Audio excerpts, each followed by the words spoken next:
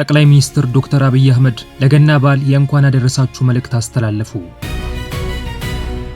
በሸኔ ቡድን ላይ በተወሰደ እርምጃ ጃልጂክሳ ሳዲስን ጨምሮ 23 የቡድኑ አባላት ተማረኩ። ከውጭ ግሪንላንድን በአንድ ጀንበር መቆጣጠር አይቻልም ሲሉ የግሪንላንዱ ጠቅላይ ሚኒስትር ጄንስ ፍሬድሪክ ኒልሰን አስታወቁ።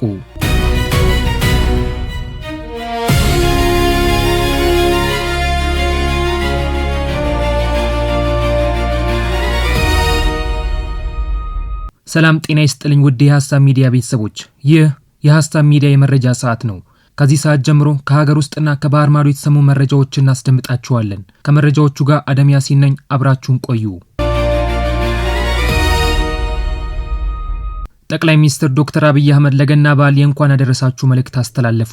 የጠቅላይ ሚኒስትሩ የእንኳን አደረሳችሁ መልእክት ሙሉ ቃል እንደሚከተለው ይቀርባል። ዘንድሮ የኢየሱስ ክርስቶስን ልደት የምናከብረው የተነገረው የተስፋ ቃል መድረሱን፣ የለውጥ ብርሃን መፈንጠቅ መጀመሩን፣ የመሻገር ዘመን መቅረቡን እያመንን ነው። ጉዟችን በውጣ ውረድ የተሞላ ነበር። ተስፋ አስቆራጭ መከራዎችን አስተናግደናል። ከእንግዲህ ፈተናው ጨርሶ አይጎበኝንም ባንልም ተስፋችን የሚወለድበት የዋዜማው ዕለት ላይ ደርሰናል። የፍዳው ዘመን ላይመለስ ተሸኝቶ የማንሰራራት ዘመን እንደመጣ በልበ ሙሉነት መናገር እንችላለን። የኢየሱስ ክርስቶስ ልደት ትላንትን የዋጀ ነገን የታደገ ነው። ከአዳም እስከ ክርስቶስ ልደት የተከናወነው ሁሉ ዋጋ ያገኘው በክርስቶስ መወለድ ምክንያት ነው። ከክርስቶስ ልደት በኋላ ያለው የሰው ልጅ ሕይወት ቀና የሆነው በክርስቶስ ምክንያት ነው። ክርስቶስ በትናንትናና በነገ መካከል ዛሬ ሆኖ ሁለቱን አስታርቋቸዋል። ለዚህ ነው የክርስቶስን መወለድ በታላቅ ክብር የምናከብረው። ክርስቶስ ባይወለድ ኖሮ ትንቢት የተናገሩ ነቢያት፣ መስዋዕት ያቀረቡ ካህናት፣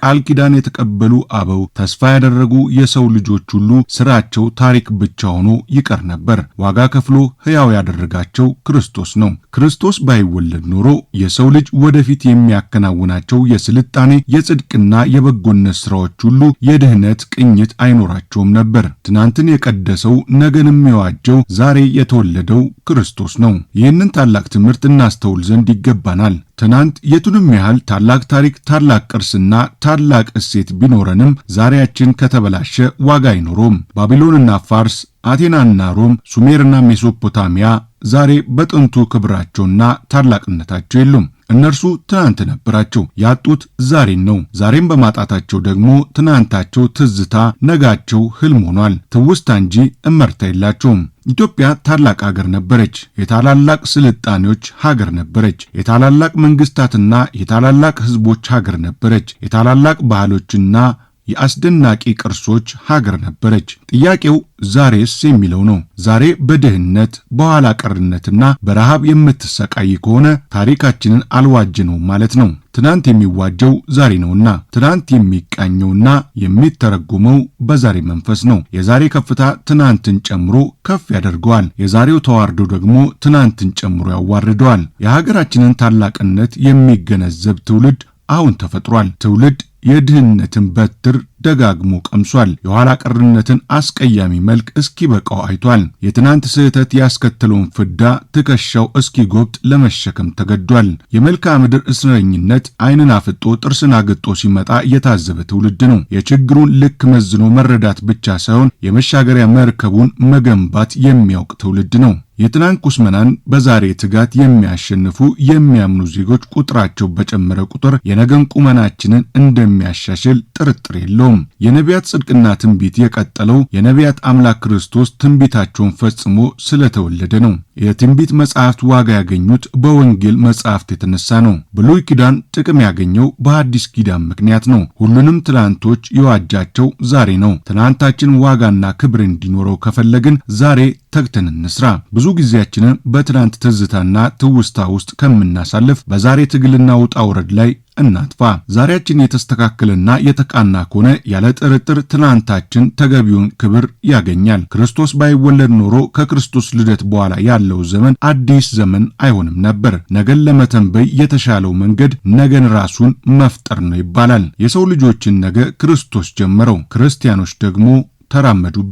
ዛሬ የተሻለ ስራ የሚሰሩ ሰዎች ነገን የተሻለ አድርገው ይፈጥሩታል። ዛሬን በዋዛና በፈዛዛ በክፋትና በሴራ የሚኖሩ ሰዎች ደግሞ ነገን የባሰ አድርገው ያበላሹታል። የኢትዮጵያ ነገ በዛሬ ስራና ተጋድሎ እንጂ በዛሬ ምኞትና መሻት ብቻ አይመጣም። አንዳንዶች የኢትዮጵያን ነገ ለማበላሸት ዛሬ በክፋት ስራዎች ተነክረዋል። እኛ ግን የኢትዮጵያን ነገ ለማቅናት ስንል ነገን በሚዋጁ ስራዎች ላይ ተጠምደናል። ነገን የሚዋጀው ዛሬ መሆኑን ስለምናውቅ ነገን ተቀምጠን አንጠብቆም፣ ሰርተን እንደርስበታለን እንጂ። ከቤተልሔም በረት እስከ ቀራንዮ አደባባይ የሰው ልጆች ትናንት ሲቀደስ፣ የሰው ልጆች ነገ ሲሰራ መልከ ብዙ ምላሽ ነበረው። የተኙ ነበሩ፣ የነቁ ነበሩ፣ ገዳዮች ነበሩ፣ አሳዳጆች ነበሩ፣ ሴረኞች ነበሩ፣ ወሬኞች ነበሩ፣ አደናቃፊዎች ነበሩ፣ ነቃፊዎች ነበሩ።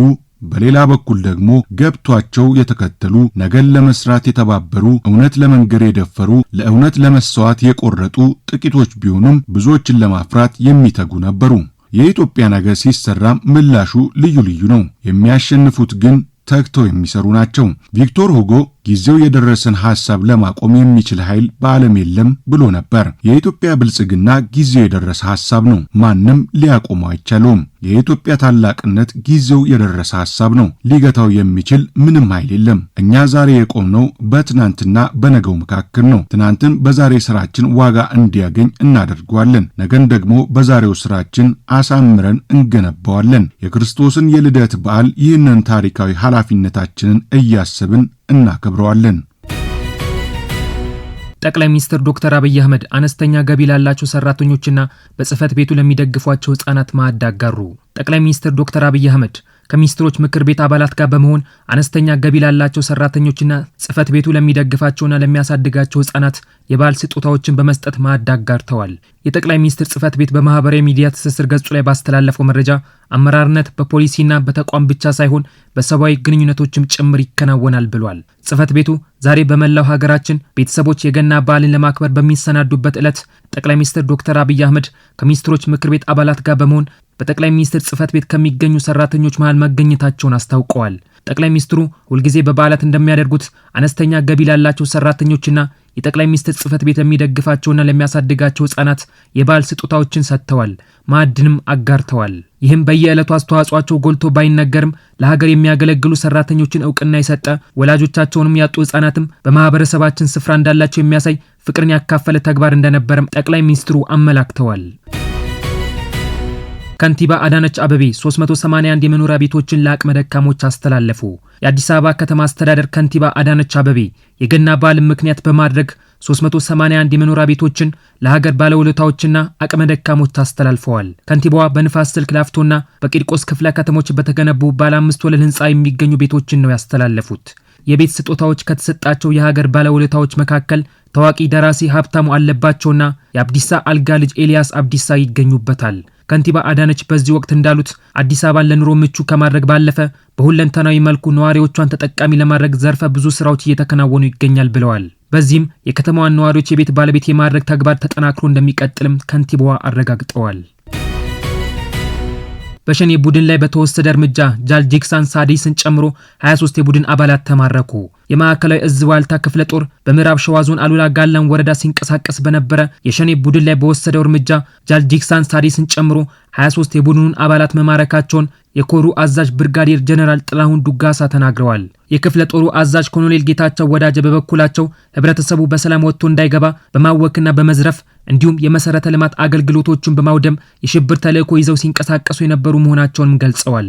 በቡድኑ ላይ በተወሰደው እርምጃ መሳሪያዎችንና ተተኳሾችን በቁጥጥር ስር ማዋል መቻሉን የሀገር መከላከያ ኦንላይን ሚዲያ አስታውቋል። ውድ የሀሳብ ሚዲያ ቤተሰቦቻችን አሁን ደግሞ ከውጭ ወደ ያዝነው ዜና እናልፋለን። ግሪንላንድን በአንድ ጀንበር መቆጣጠር አይቻልም ሲሉ የግሪንላንዱ ጠቅላይ ሚኒስትር ጄንስ ፍሬድሪክ ኒልሰን አስታወቁ። የአሜሪካው ፕሬዝዳንት ዶናልድ ትራምፕ ግሪንላንድን ለደህንነት ሲባል የአሜሪካ ግዛት አንዱ አካል እንደሚያደርጉ ማስታወቃቸውን ተከትሎ የዴንማርኳ ጠቅላይ ሚኒስትር ሜቴ ፍሬድሪክሰን ግሪንላንድ የአሜሪካ ግዛት አንዱ አካል እንደማትሆን ተናግረዋል። በቬኔዙዌላ ድንበር አቅራቢያ ለ3 ወራት ተሰማርቶ የቆየው ከ3 ወራት ቆይታ በኋላ በቬንዙዌላ ምድር ጥቃት የፈጸመው ፕሬዝዳንት ኒኮላስ ማዱሮንም አንጠልጥሎ ወደ ኒውዮርክ የወሰደው የአሜሪካ ጦር በግሪንላንድ ላይ ለመሰማራት የተቃረበ መስሏል። በቬንዙዌላ ምድር የ30 ደቂቃ ኦፕሬሽን ለመፈጸም ልዩ ተልዕኮ በመያዝ ከአሜሪካ የ6 ሰዓት በረራ በማድረግ በቬንዙዌላ ድንበር አቅራቢያ የሰፈረው ዓላማውን ማሳክቶ የተመለሰው የአሜሪካ ጦር የ4 ሰዓት በረራ በማድረግ በግሪንላንድ ላይ ጥቃት ለመፈጸም ተዘጋጅቷል። የቬንዙዌላው ፕሬዝዳንት ኒኮላስ ማዱሮ ተይዞ ወደ አሜሪካ እንዲመጣ ያደረጉት ከዓመታት በፊት አልባግዳዲ ሲገደል አሟሟቱን አስመልክቶ ዝርዝር ማብራሪያ የሰጡት ዶናልድ ትራምፕ አሁን ፊታቸውን ወደ ግሪንላንድ አዙረዋል። ደሴቲቱ ለአሜሪካ ደህንነት ሲባል የሀገሪቱ አንዱ አካል መሆን አለባትም ብለዋል። የፕሬዝዳንቱን ውሳኔ የተቃወሙት የግሪንላንዱ ጠቅላይ ሚኒስትር ጄንስ ፍሬድሪክ ኒልሰን ደሴቲቱ በአንድ ጀንበር መቆጣጠር እንደማይቻል ገልጸው ግሪንላንድ ከቬንዙዌላ ጋር ማወዳደር እንደማይገባ መናገራቸውን ሮይተርስ ዘግቧል። በኒኮላስ ማዱሮ ላይ ድል የተቀናጁት $50 ሚሊዮን ዶላራቸውንም ያዳኑት ዶናልድ ትራምፕ በትናንትናው ዕለት ግሪንላንድን ለአሜሪካ ደህንነት ሲባል እንደሚፈልጓት ማስታወቃቸው ሀገሪቱ ቀጣዩ የአሜሪካ ጦር የሚዘምትባት ሀገር እንደምትሆን ከወዲሁ ቅድመ ግምቶች እንዲቀመጡ አድርጎታል። የቻይናና የሩሲያ የጦር መርከቦች በደሴቲቱ አቅራቢያ በተደጋጋሚ ጊዜ እየተዘዋወሩ እንደሆነ ያስታወቁት ትራምፕ በዚሁ ምክንያት በዴንማርክ ስር የምትገኘው ራሷን በራሷ እያስተዳደረች ያለችው ግሪንላንድ የአሜሪካ ግዛት አንዱ አካል መሆን እንዳለባት ተነግሯታል። የዴንማርክ መንግስት ግሪንላንድን ከቻይናና ሩሲያ የጦር መርከቦች እየጠበቀ እንዳልሆነ ሲናገሩ የቆዩት ትራምፕ ከብሔራዊ ደህንነት አንጻር ደሴቲቱ ለአሜሪካ እንደምታስፈልግና ዴንማርክም ደህንነቱን ለመጠበቅ አቅሙ እንደሌላት አስታውቀዋል። Right now Greenland is covered with Russian and Chinese ships all over the place. We need Greenland from the standpoint of national security, and Denmark is not going to be able to do it, I can tell you. ወደ አሜሪካ የሚገባውን የአደንዛዥ ዕፅ ለማስቆም በቬንዙዌላ ላይ ጥቃት እንዲፈጸም ያስደረጉት ከጥቃቱ በኋላ በአሜሪካ ኩባንያዎች አማካኝነት የካራካስን ነዳጆችን ማውጣት የፈለጉት ትራምፕ በግሪንላንድም ይህንኑ አይነት ተግባር መፈጸም ፈልገዋል። ስትራቴጂካዊ አቀማመጥ ላይ ተቀመጠችው 57000 ሰዎችንም ብቻ እያስተዳደረች በርካታ ማዕድናቶችን የያዘችው ግሪንላንድ ማዕድናቶቿን ለአሜሪካ መንግስት አሳልፋ ለመስጠት ተቃርባለች።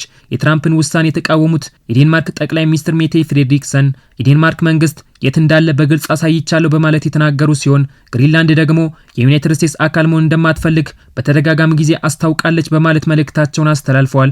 ጠቅላይ ሚኒስትሩ አክለውም ዩናይትድ ስቴትስ ግሪንላንድን ከተቆጣጠረች የኔቶ ጥምረት ያበቃል በማለት ተናግረዋል። The United States chooses to attack another NATO country militarily, then everything stops.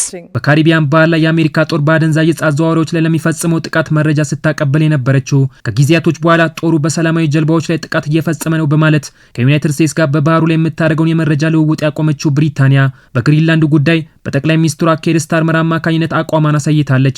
ለፍልስጤም መንግስት እውቅና በመስጠት ዶናልድ ትራምፕን ያስቀየሙት የእንግሊዙ ጠቅላይ ሚኒስትር ኬር ስታርመር የግሪንላንድን ዕጣ ፋንታ መወሰን የሚችሉት ዴንማርክና ግሪንላንድ ናቸው በማለትም ተናግረዋል። The future of Greenland is for Greenland and the Kingdom of Denmark, and for Greenland and the future of Denmark only. በሌሎች ሀገራቶች ላይ በምትፈጽማቸው ጥቃት የአውሮፓ ሀገራቶችን ድጋፍ ስታገኝ የነበረችው አሜሪካ በግሪንላንድ ጉዳይ ከሀገራቶቹ ጋር ለመቃቀር ተቃርባለች። በግሪንላንድ ጉዳይ የህብረቱን አባላት ድጋፍ ያላገኙት ትራምፕ ግሪንላንድ የአሜሪካ ግዛት አንዱ አካል እንድትሆን የአውሮፓ ህብረት ይፈልጋል በማለት ቢናገሩም የአውሮፓ ኮሚሽን ዋና ቃል አቀባይ ፓውሎ ፒዮንስ ከአሜሪካ ጋር በግሪንላንድ ጉዳይ ስለተደረገ ውይይት እንደማያውቁ ለቢቢሲ ተናግረዋል። የህንዱ ጠቅላይ ሚኒስትር ናሬንድራ ሞዲ የሩሲያን ነዳጅ እንደማይገዙ ነግረውኛል በማለት የተናገሩት ነገር ግን ይህ ንግግር እውነት እንዳልሆነና ጠቅላይ ሚኒስትሩ ከፕሬዝዳንቱ ጋር እንዳልተወያዩ በህንድ መንግስት ይፋ የወጣባቸው ዶናልድ ትራምፕ በድጋሚ ይህንኑ አይነት ተግባር በትናንትናው ዕለት ተመልክተዋል። በቬንዙዌላ ምድር ለ30 ደቂቃ የሚቆይ ኦፕሬሽን አብሶሉት ሪዞልቭ የሚል ስያሜ የሰጠው በኦፕሬሽኑም ኒኮላስ ማዱሮን አግቶ የወሰደው የትራምፕ አስተዳደር በቀጣዮቹ ጊዜያት ውስጥ በኮሎምቢያ፣ ኢራን፣ ሜክሲኮና ኩባ ላይ ወታደራዊ ጥቃት እንደሚፈጽም ቢቢሲ አስታውቋል። የአሜሪካ ጦር ጥቃት የሚፈጽምባት ቀዳሚዋ ሀገር ግን በኔቶ ጦር አባልነት ውስጥ በምትገኘው ዴንማርክ ስር ያለችው ግሪንላንድ ናት ተብሏል።